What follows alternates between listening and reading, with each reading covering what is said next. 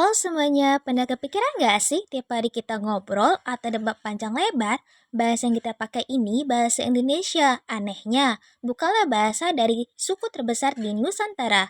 Nah, pada penjelasan kali ini kita akan membahas tentang fakta menarik sejarah lahirnya bahasa Indonesia.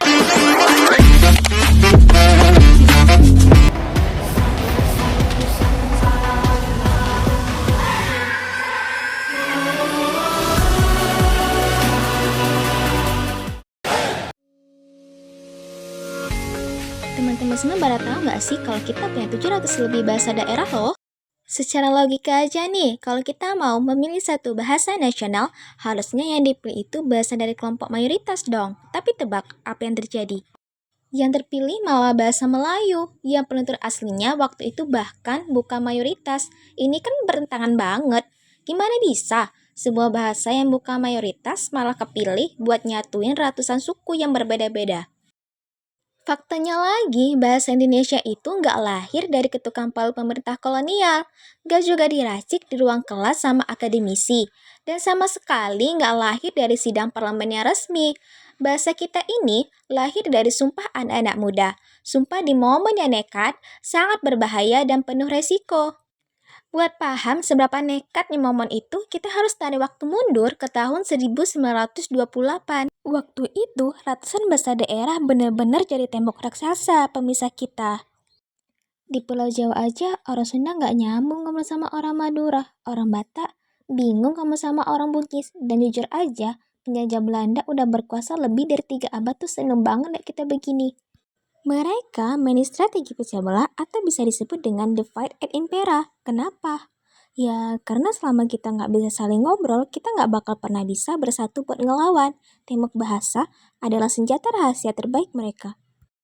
Terus pertanyaannya, kenapa tidak bahasa Jawa aja yang dipilih?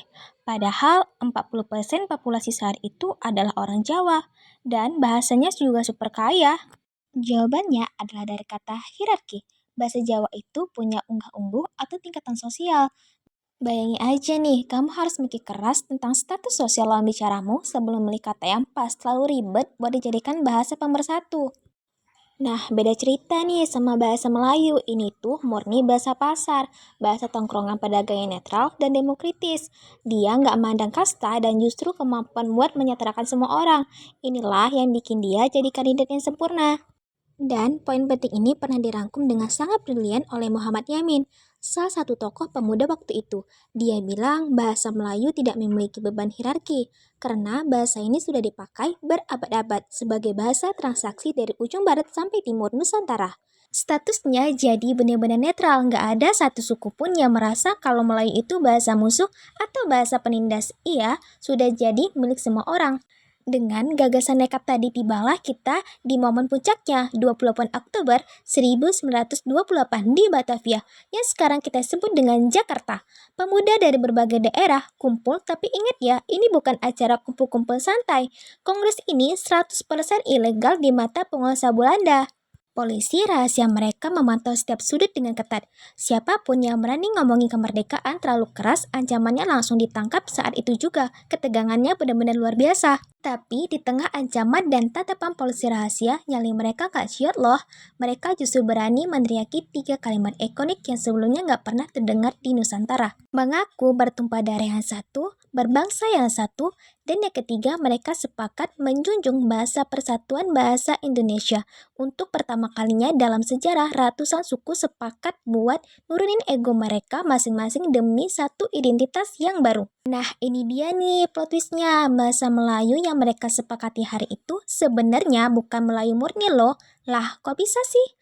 Ia adalah versi yang sudah dicampur atau beragam, sudah menyerap kosakata dari Jawa, Sunda, Arab, Portugis, sampai Belanda. Super inklusif kan? Dan satu detail lainnya, di hari itu juga mereka langsung menyatukan bahasa campur aduk ini dengan nama baru.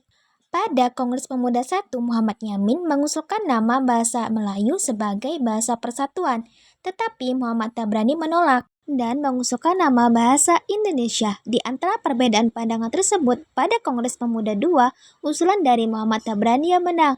dan bahasa Indonesia menjadi bahasa persatuan sampai saat ini. Coba deh resapi bentar, mereka kasih nama buat sebuah negara yang mereka aja belum. Keren banget kan? Nah, dari semua sejarah ini kita sampai pada satu kesimpulan penting. Tiap kali kamu ngetik chat atau sekedar bilang terima kasih, sadar nggak sadar kamu lagi pakai sebuah warisan loh.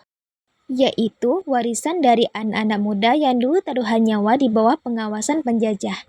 Bahasa Indonesia itu bukan sekedar alat buat ngobrol yang lahir dari keberanian dan darah murni, bukan dari tumpukan kamus di perpustakaan. Makanya nih, nggak heran kalau bahasa Indonesia itu rasanya deket banget loh, dan bisa menyatukan kita dari Sabang sampai Merauke. Tapi sebelum kita udahan nih, saya mau ninggalin satu pertanyaan provokatif untuk kamu pikirin.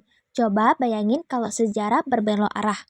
Menurut kamu, apa yang bakal terjadi sama negara kita hari ini kalau dulu para pemuda itu memaksa memilih bahasa Jawa sebagai bahasa persatuan? Apakah kita bakal tetap bersatu seperti sekarang atau justru terpecah belah? Menarik banget kan buat dipikirin? Sampai jumpa di penjelasan berikutnya.